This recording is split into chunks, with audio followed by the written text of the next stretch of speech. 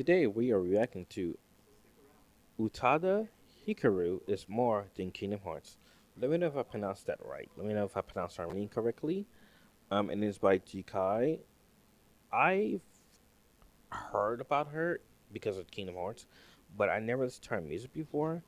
So I'm looking forward to listening to her music in the future. I'm gonna check it out, her music, but I want to learn more about her. So let's see what we got today. Okay, maybe an English question. Um, have you played through all the Kingdom Hearts games? And I mean, I've said this in previous interviews, but I have not played a single.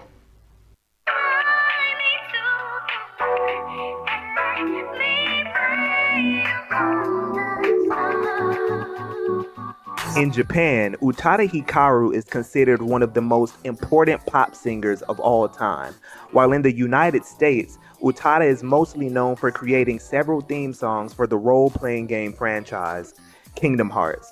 Songs like Simple and Clean from Kingdom Hearts 1 have come to define Utada's artistic identity in the States.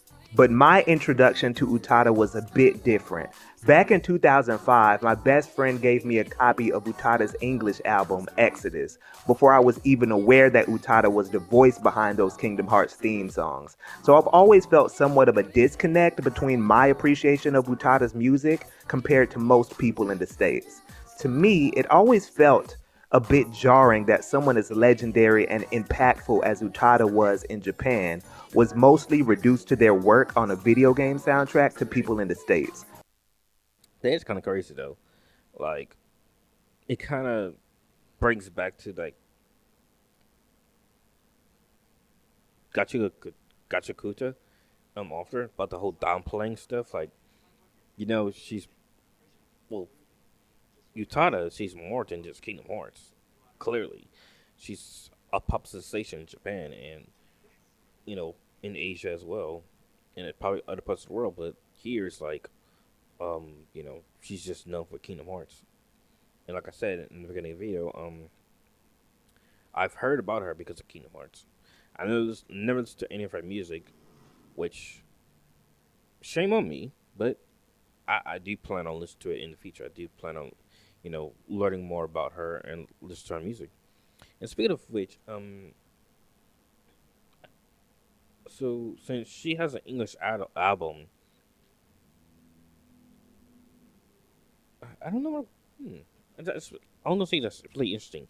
It's interesting that she has she has that crossover popularity. I could say because for her to have an English album, she has she crossed over to the West, which is actually a good thing. Utada to me was much more than that. So for this video, I want to analyze why this disconnect exists when it comes to Utada's American presence, what it means to have a video game centered audience as a music artist, and some of the challenges that Utada may have faced when trying to fully cross over into the American market. Let's start by establishing a bit of history. Utada Hikaru was born in New York City, with their parents being Japanese record producer Teruzane Utada and the famous Japanese enka singer Keiko Fuji. Yes, this means that Utada is what some would call a Nepo baby. Half jokes aside, though, this part of her story is important to note because, for one, she is American, which still seems to surprise some people. If people ask me what I do think is my hometown, I wouldn't know if it was New York or Tokyo. I guess it's like both. Growing up, they did move back and forth between Japan and America, but Utada's Americanness is a big part of what makes their musical career so interesting. Secondly, the ties that Utada's family has to the music industry can't be ignored. Not because of the implications of nepotism, but because Utada's I just want to see this. A she's a beautiful woman. I'm not gonna lie. Utada's a just look at her. She's a beautiful woman. I just want to say that that's a beautiful woman, very beautiful woman. early start, as well as their relationship with fame, may very well have been tied to the fact that their family was in the music industry. While answering a fan question about Utada's Japanese debut album, First Love, Utada talks about how she originally regretted her career around that time, but later grew to appreciate it. Two birds suddenly appear every time you are near. Before her Japanese debut, Utada actually started off singing under the name Cubic U when she was a teenager. While in New York, they recorded an English album called Precious that was never officially released in America, and this album was actually heavily R&B influenced. It featured Most definitely, you could tell that's R&B influence. You could tell that she was very influenced by R&B and R&B artists at the time, especially that she had I would say more access to R&B artists because she was living in New York and she was living in the States. Now, that's a good question. What would her life be like if her parents um well her and her parents never lived in the United States? Like, what if she like all her life lived in Japan? Like, what would her music be like? What would the sound of her music sound like around this time? Like, that's something to think about because you could tell she was at the right place at the right time when making her music and finding her sound because that is very R&B, like hands down that's R&B.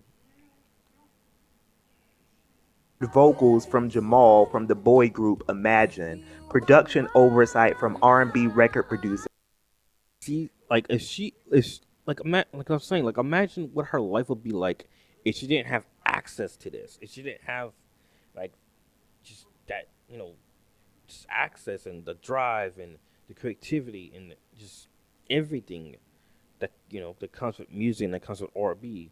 What would her life be like? What would her career be like? Because and what would her sound be like? Would she still be, you know,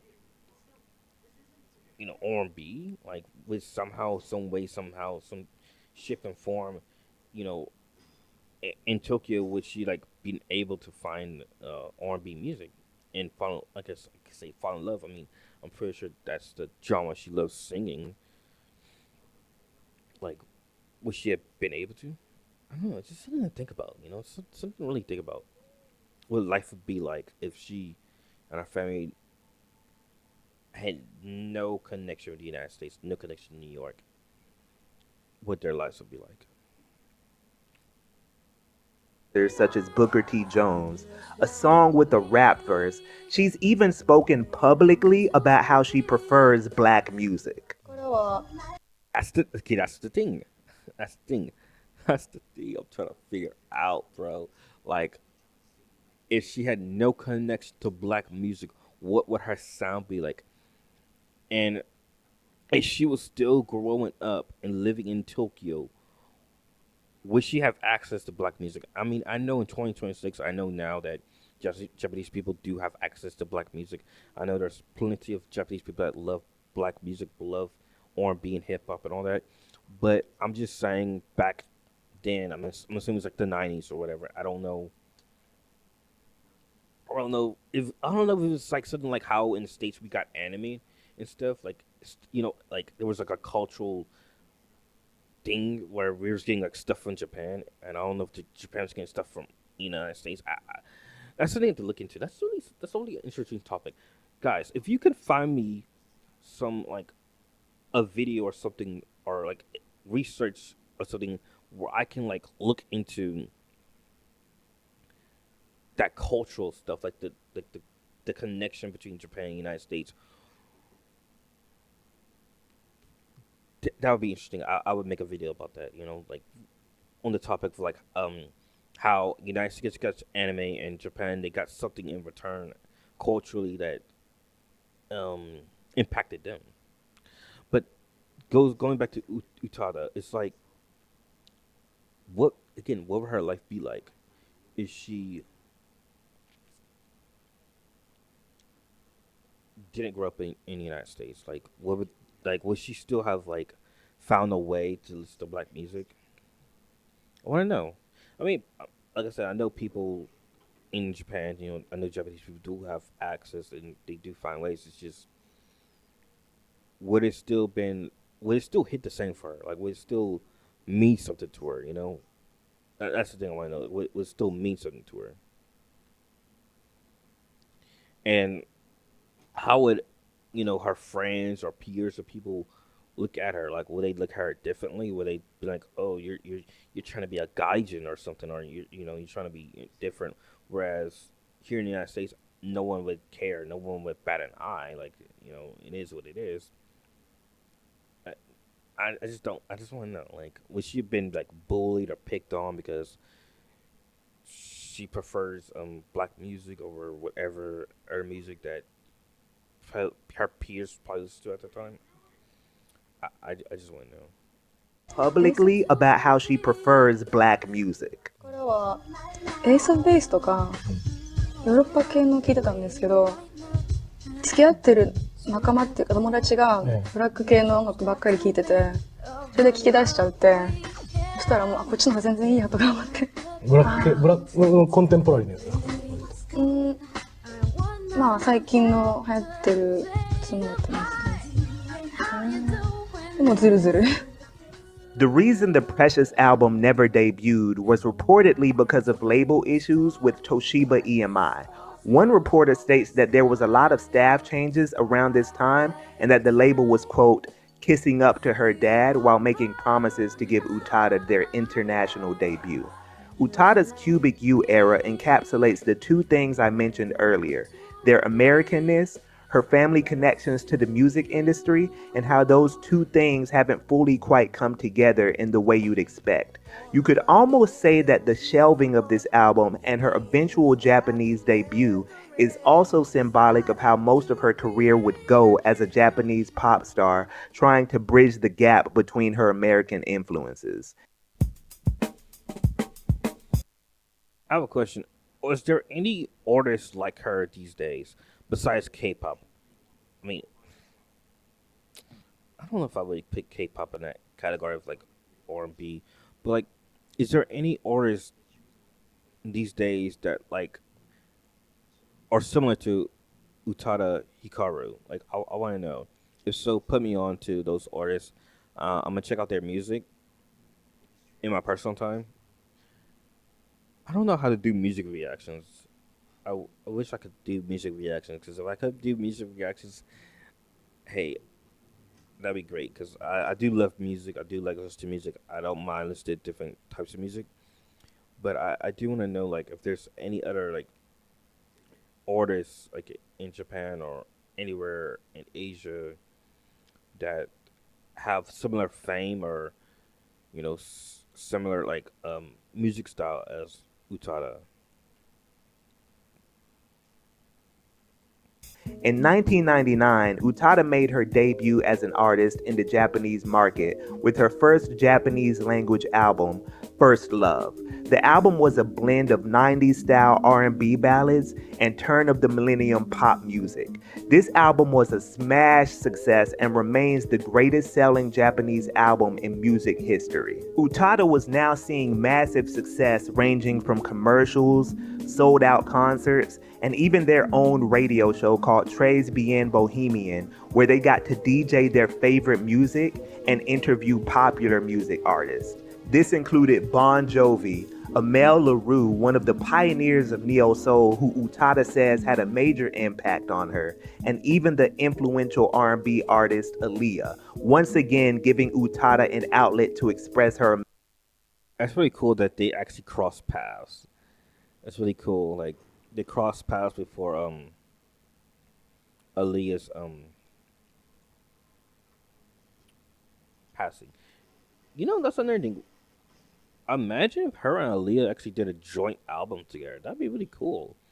If they ever got a chance to like do a joint album. American influences to a Japanese audience, serving as a bridge between two worlds. Born in New York? I was born in New York. I was born in Brooklyn, but I was raised in Detroit, Michigan. So we moved there when I was about 5 years old. So it's where most of my life is spent. And now I'm back home, so it feels good. Yeah, home is, I'm going to be returning to New York from September to go to college. Okay. Where are you going to go? Fast forward from her sold-out Bohemian Summer 2000 tour to the release of her sophomore album Distance to even a collaboration song with rapper Foxy Brown on the Rush Hour. That's so cool. Okay, she did get a collaboration with a black artist, but it'd be really cool. She got a joint collaboration album, like her and a black female artist get together, and they do one big album together. That would be awesome. But I don't know if she ever did. So I'm just saying but if she did or did not, that would be awesome. I would definitely check it out. Soundtrack, and Utada was now the hottest J-pop artist out. Her transition to the Japanese market was a certified success. Glad to have the opportunity to perform for the audience here in Japan, but I think that having a reason to do the show and a reason to perform makes it even easier. Well, I was just kind of blown away by the sudden fame and that my debut brought, but I could only look at the negative sides of it. But this concert came along, and I thought it's just a great way to use my fame. So I hope it'll give a positive impact. But because I don't want this history lesson to go on too long, let's skip ahead a tiny bit to what I personally feel is Utada's magnum opus, their 2002 album, Deep River. Utada's first two Japanese albums were deeply rooted in R&B and Y2K era pop sounds, but Deep River is when they made the transition from wearing their Mary J. Blige influences on their sleeve to becoming closer to an experimental pop artist, similar to the likes of Bjork and Imogen Heap. This album has Utada venturing into house music with songs like Traveling. She gives us dreamy, atmospheric ballads with songs like Sakura Drops, and songs like ASAP and Shiawase ni Naro still give us that upbeat R&B pop blend that Utada was originally known for. This is my favorite Utada album, and in my opinion, her most definitive. And there is one. Okay, that's his favorite album. So let me know what is y'all's favorite album from her?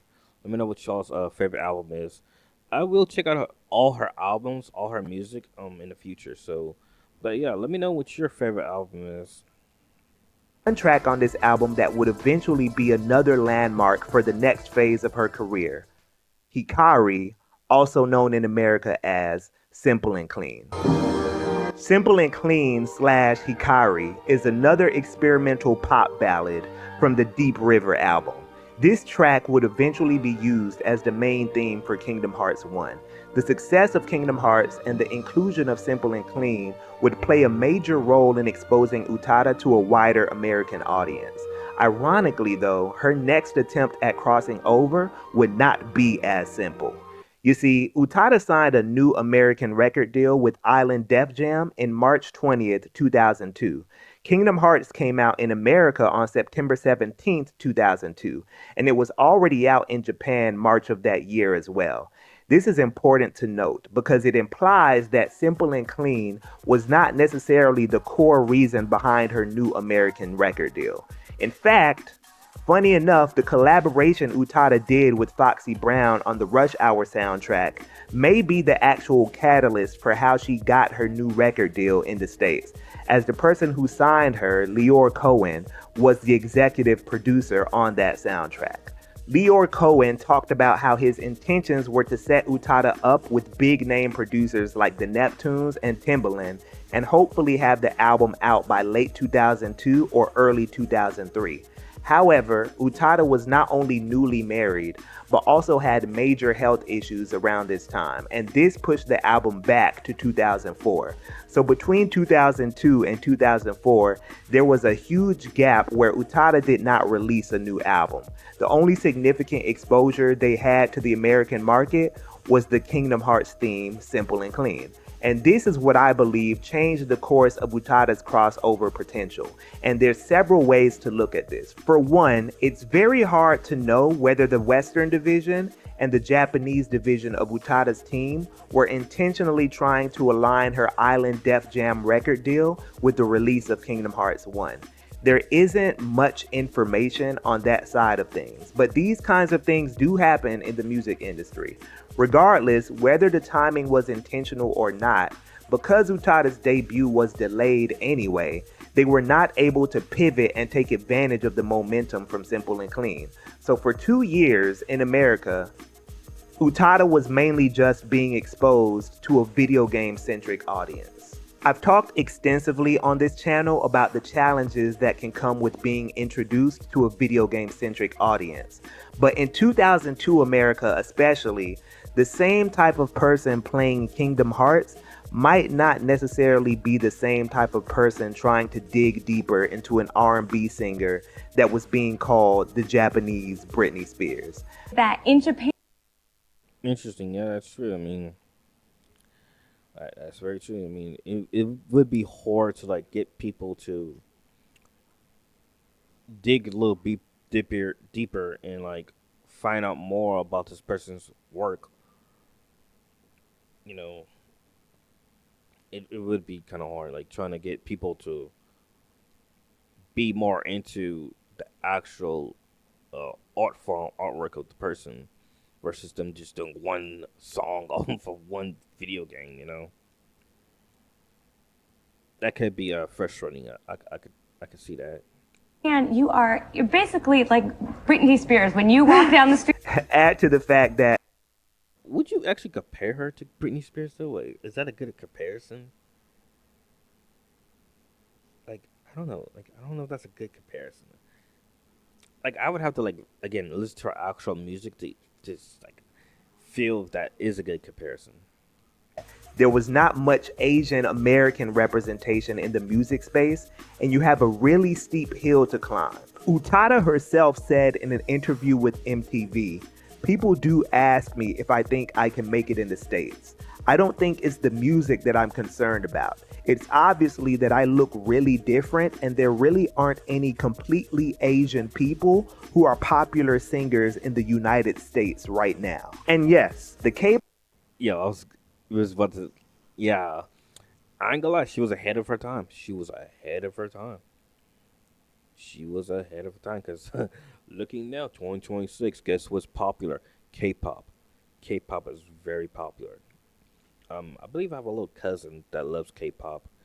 Me, I'm not a big K-pop fan, so I don't like listen to it. But I know it's very popular. So Utada was ahead of her time. You know, she's not. She's more of a J-pop because she's Japanese, but it's just the fact that she's again ahead of her time. I wonder how she feels now. I wonder how she feels about today's music. You know, today's Asian artists, Asian singers, performers. I wonder how she feels now. Does she feel gleeful that there's more representation for the Asian community as far when it comes to music? I kind of want to know her thoughts about this.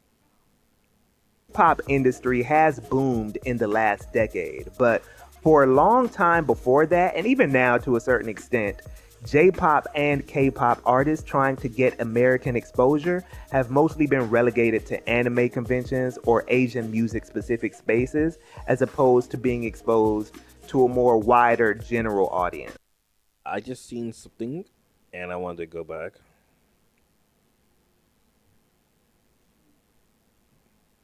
Certain extent, J-pop and K-pop artists trying to get American exposure have mostly been relegated to anime conventions or Puffy Ayumi.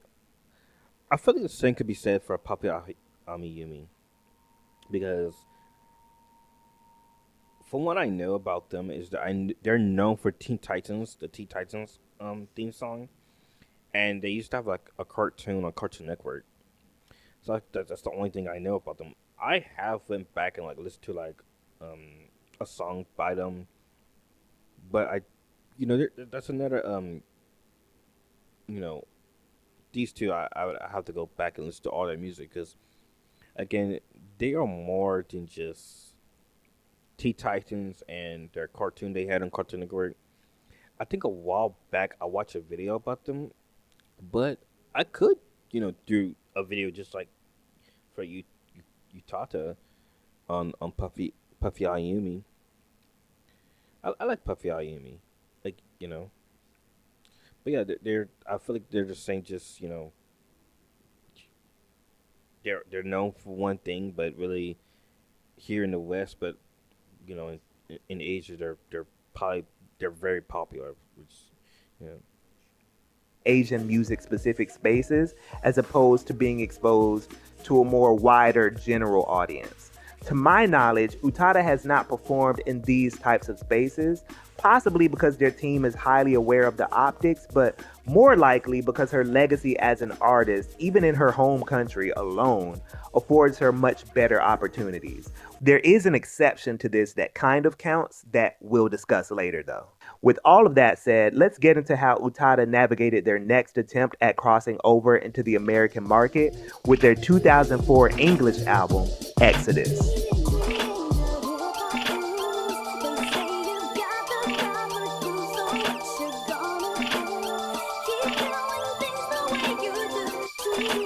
Exodus was a very experimental album. We see Utada singing over polyrhythmic hip-hop production on tracks like Exodus '04. We get dark, mid-tempo electronica on tracks like Animado. And there's, of course, the infamous, upbeat, sexually suggestive single, Easy Breezy. The album did not perform very well commercially, and Utada attributes this to a few things. Lack of label support, the health issues that caused the album to be delayed, and the experimental nature of the album itself, which she has said she leaned into because of the lack of label support. And to tie this back to the Kingdom Hearts issue, Simple and Clean was not on the Exodus album. It would not be included on an album until Utada's 2009 release titled This Is the One, 7 years after the release of Kingdom Hearts 1. And on top of that, it was only included as a bonus track alongside the song Sanctuary, which was Utada's second theme song for the Kingdom Hearts series on Kingdom Hearts 2. All of this heavily implies that there was not much synchronicity between Island Def Jam and Square Enix/Disney when it came to using the popularity of Kingdom Hearts to help with Utada's American crossover. There's a lot of things that happened after this. Utada went on a couple more tours, including an American tour and a final Japanese tour, went on a long hiatus, and their mother tragically passed away as well. Again, Well, I'm sorry to hear that. R.I.P. to your mom. I'm sorry to hear that. this is not a biographical video though, so the next big question is, where does Utada stand with their American audience today, and how has Utada navigated that? In 2016, Utada ended their hiatus, and the music climate is now very different from when Utada first started. All of their post-hiatus Japanese albums are pretty much international releases because of how streaming now makes music more globally accessible compared to the physical only releases that we used to get in the past that Right. That's in there. Right. Streaming. So now she has like a lot more people listen to her music now compared to like back then. Especially now she has like newer generation finding out about her and listening to her music. limited people's exposure to foreign artists. This finally leads us to a major redefining.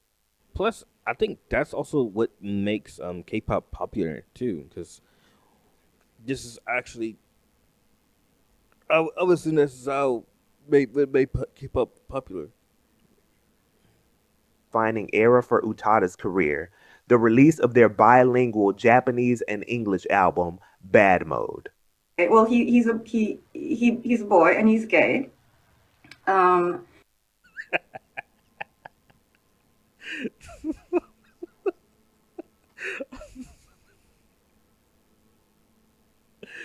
my goodness, that's hilarious. And it's the month of June, and I'm non-binary. So happy Pride Month. Got to say it before the end of the month. 6月は世界中でプライドマン In 2021, Utada came out as non-binary.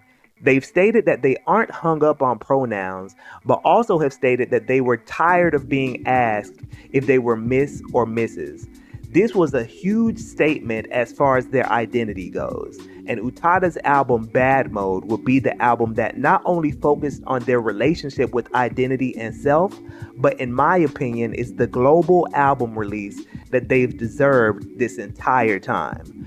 Bad Mode literally and figuratively represents Utada's true coming out moment internationally. The album itself sees Utada getting much more vulnerable about topics ranging from relationships to even drug use. The rollout for Bad Mode sees Utada doing an interview with Zane Lowe, Utada's first English interview in years up to that point. They had a performance at Coachella with Asian American music label 88 Rising, and Pitchfork, arguably the biggest website for music criticism, actually did a review of the album, making it the first time they ever reviewed an Utada album. These milestones read more like something you'd see happening with a new up-and-coming indie artist instead of an iconic pop star. But maybe that's the kind of crossover success that makes the most sense for Hiki. Not only were they now being acknowledged in the States, beyond just their Kingdom Hearts theme songs, but it was happening in a way that contrasted with Utada's legendary pop idol status in Japan. In that sense, Utada's journey is a bridge between alternative and pop status, a bridge between two countries from Manhattan Bridge to Japan.